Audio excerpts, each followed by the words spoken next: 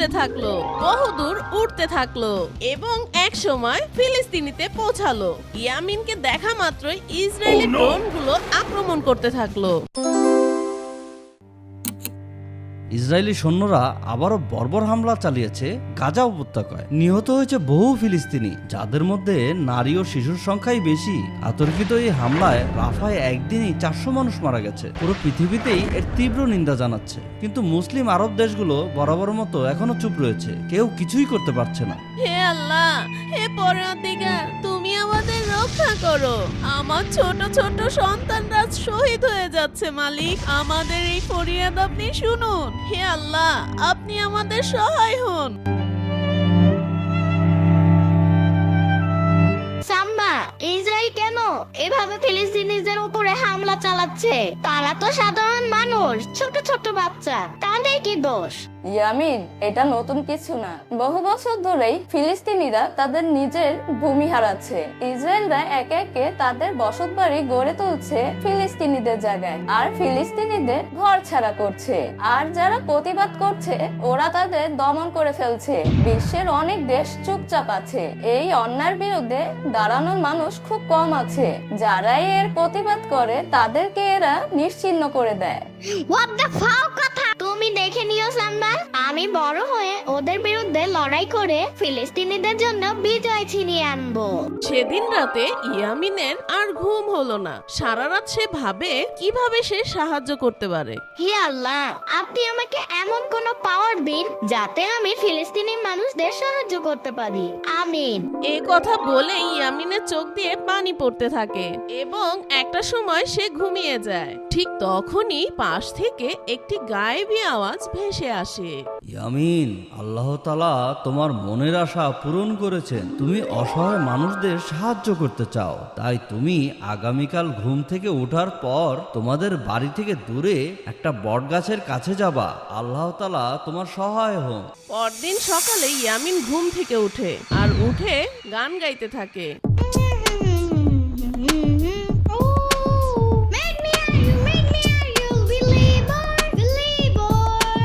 আরে, এটা কি স্বপ্ন ছিল নাকি সত্যি? কেউ মনে হয় আমাকে বলছে আল্লাহ তোমাকে সাহায্য করবে আর আমাকে একটা জায়গায় যেতে বললো।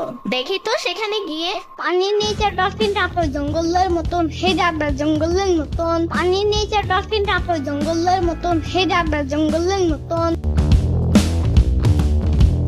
হোয়াট দ্য ফাও কথা! আরে কই, এখানে তো কিছু দেখতে পাচ্ছি না। অবাক করা ব্যাপার এই যে ইয়ামিন হঠাৎ মাটির নিচে লুকানো এক অদ্ভুত আলো রশ্মি দেখতে পেল। আরে, এটা আবার কি? ইয়ামিন, ভয় পেও না, তুমি এই আলোটা স্পর্শ করো, তোমার জন্য একটা সুন্দর পুরস্কার আছে। কেমনে চিনবো? কি করছো তোমরা? তাহলে তোমাকেও আমার এই ললিপপটা নিতে হবে। কিন্তু আমি ললিপপ দিয়ে কি করব? আমার তা না নিলে তোমাদেরটাও নেব না। আচ্ছা ইয়ামিন, দাও। এরপর ইয়ামিন ওই আলোটা স্পর্শ করে আর ইয়ামিন স্পর্শ করতেই তার শরীরে সেই আলোটা ঢুকে যায়। মুহূর্তেই তার চোখে ঝলকানি হয়, শরীরে প্রচন্ড শক্তি অনুভব করলো সে। হে আল্লাহ, এটা কি হলো আমার সাথে? আরে মর জ্বালা, পোলাপাইন কিডন্যাপ করতে দেখি আর বাড়ি বাড়ি যাওন লাগবো না। আরে এখানে দেখি একখান নাদুস নুদুস বাচ্চা খারাইয়া রইছে। ওই পোলা, যাবানি আমার লগে? তোমারে মজা খাও মনে, চলো। বাট আমাদের বাসায় তো রিক্সা দিয়েই যাওয়া যায়, গাড়ি লাগে নাকি? আরে সাম্বা টাম্বাদের বাসায় নিমু, এটা কে কইলো তোমারে? তোমারে লইয়া যামু আমাকে আড্ডা খানায়, তোমারে কিডন্যাপ করমু, বুঝছো? তখনই এসে ছেলেটা ইয়ামিনকে ধরে ফেলে। আমার চুল উঠে যাবে না? দূর, আমি যাবই না। এরপর ইয়ামিন ওই ছেলে ধরাটাকে একটা ঘুষি মারে আর ছেলে ধরাটা ঘুষি খেয়ে আকাশের উপরে উড়ে যায়। এরপর ইয়ামিন বুঝতে পারলো এখন সে উঠতেও পারছে। ইয়াহু! আল্লাহ তাআলার অশেষ রহমতে আমি উঠতে পারছি। আমার শরীরে অনেক শক্তি এসে গেছে। ইয়াহু! এরপর ইয়ামিন বিভিন্ন জায়গায় উঠতে থাকে আর বিভিন্ন দৃশ্য দেখতে পায়। এত বড় গাছ, এত পানি, এত ঘাস, এত হাঁস, এত মুরগি, এত বাতাস। সুন্দরী, তোমার কাছে যা আছে সবকিছু দিয়ে দাও, না হলে তোমাকে এমন জায়গায় পাঠাবো যেখানে আছে শুধু কাঞ্চি আর কাঞ্চি। ইয়ামিন উঠতে উঠতে দেখবে আরে এটা সাম্বা না, ওরা তো সাম্বাকে চিন্তাই করছে। আমার এখনই কিছু একটা করতে হবে।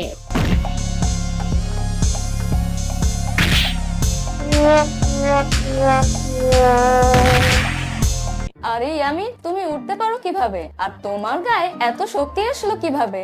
আরে সাম্বা, আমি গতকাল রাতে স্বপ্ন দেখেছিলাম।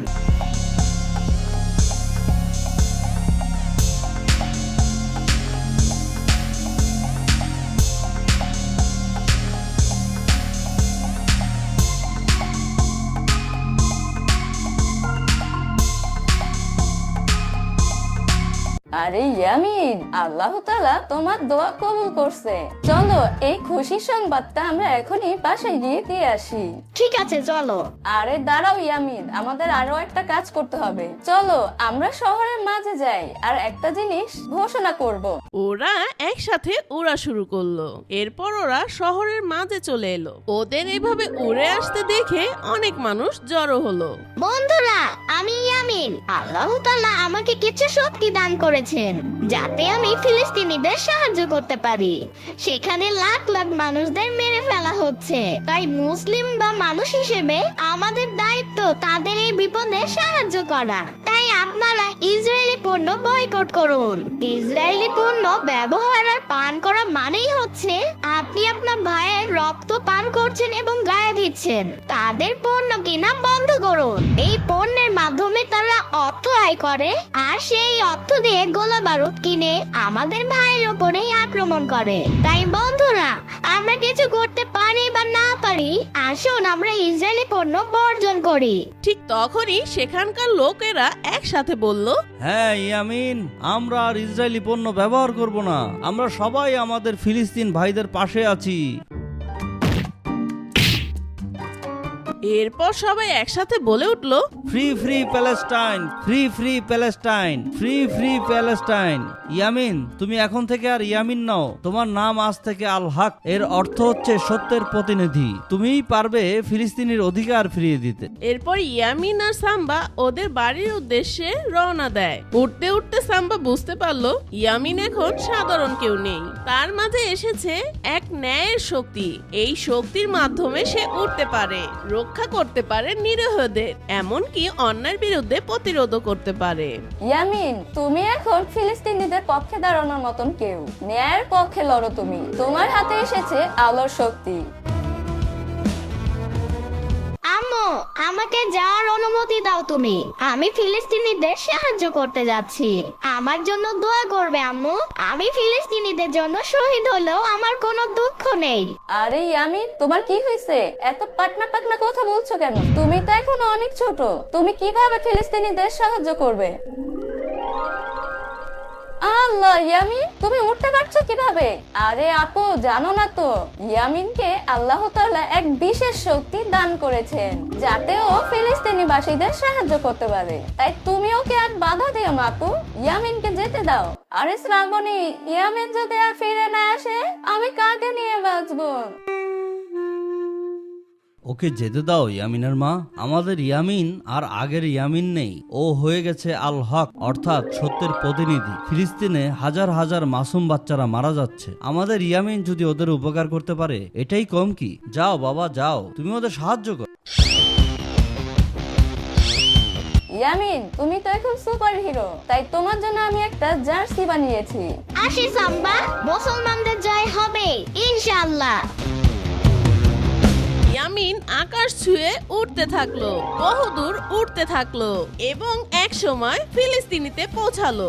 ইয়ামিনকে দেখা মাত্রই ইসরায়েলি ড্রোনগুলো আক্রমণ করতে থাকলো, কিন্তু ইয়ামিন গুলি চালিয়ে ড্রোনগুলোকে আকাশেই ধ্বংস করে দিল।